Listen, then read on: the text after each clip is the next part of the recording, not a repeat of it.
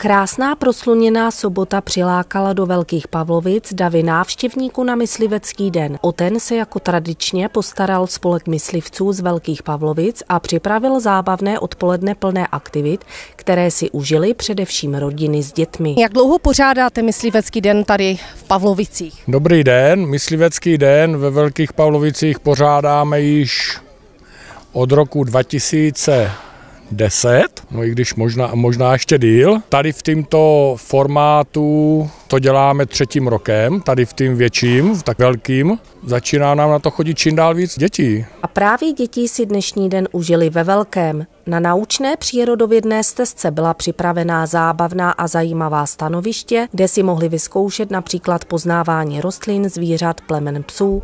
Někteří si zastříleli ze vzduchovky nebo házeli šiškou do dálky.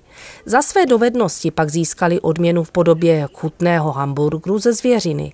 A jaké další speciality si myslivci připravili pro své hosty? Máme tady srnčí guláš, srnčí kýta na houbách, krůtí řízek s bramborovým salátem. Myslivecký den byl spojen také s významnou událostí, a to s tím výročím založení mysliveckého spolku ve Velkých Pavlovicích.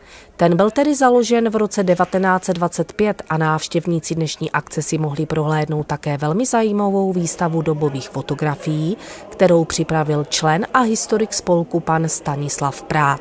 Co tedy konkrétně nebo koho konkrétně zachycují vlastně dané fotografie? Fotografie zachycují občany Velkých Pavlovic jako po celý jako desetiletí. Jo. Jsou tam fotky z 30. let, 20. tam co ještě bude po válce, 50. let a 60. prostě celá ta činnost, která se podařila jako podchytnout jako ve fotografii hlavně. Jak dlouho vy jste vlastně členem spolku a zabýváte se myslivostí? Já se zabývám myslivostí od roku 1979. No. To je dlouhá doba. Jak se vlastně spolek změnil? Co se změnilo třeba v myslivosti za poslední roky?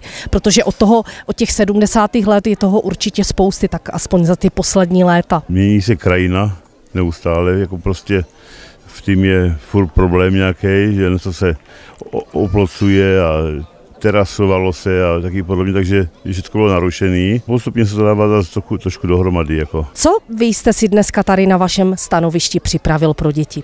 Pro děti jako zkouším jich určování zvířat, ptáků a tak všeobecně takový, musí to být rozmanitý, aby to ujalo i těch malých. Tak třeba ty ježci, veverky mezi tím jsou zamíchaní a co to vlastně vidí tady v našem okolí. A jak jsou na tom děti se znalostmi? Poznávají? Poznávají, dokonce jsou i lepší než jejich rodiče.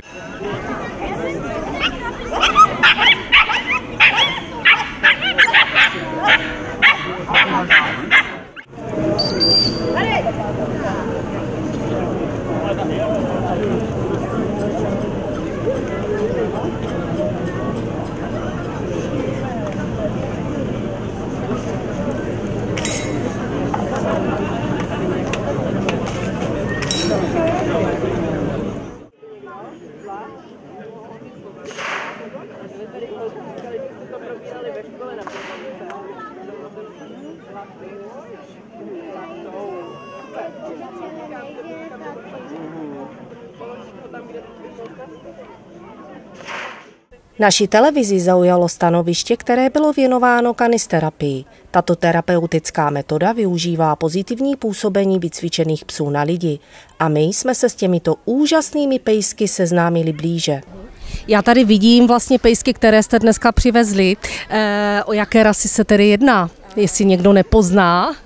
Tak ta fenka, která tady s námi leží, to je labradorský retriever, bez barvení černé, a potom vlastně, co máme tamhle pejsky, tak to jsou zlatí retrievři, kteří jsou vlastně v různém zbarvení, ať už je to zlatá nebo krémová barva. Jak dlouho se věnujete vy konkrétně kanisterapii?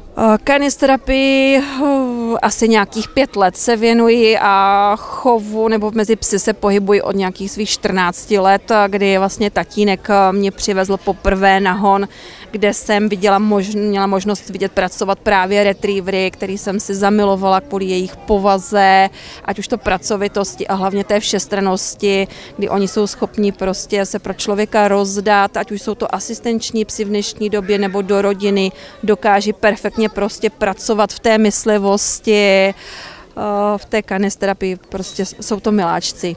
Máte vy doma nějakého pejska? To jsou všechno vaši pejsci? Všechno moji pejsci a ještě mám doma další pejsky. Program mysliveckého dne byl opravdu nabitý. Hosté si nenechali ujít vystoupení trubačů, výcvik loveckých psů nebo ukázku dravých ptáků. A proto, pokud jste akci prošvihli, určitě neváhejte navštívit příští ročník. Skvělé aktivity pro děti, zábavné odpoledne pro celou rodinu nebo něco dobrého na zub je totiž zaručeným zážitkem pro celou rodinu. Thank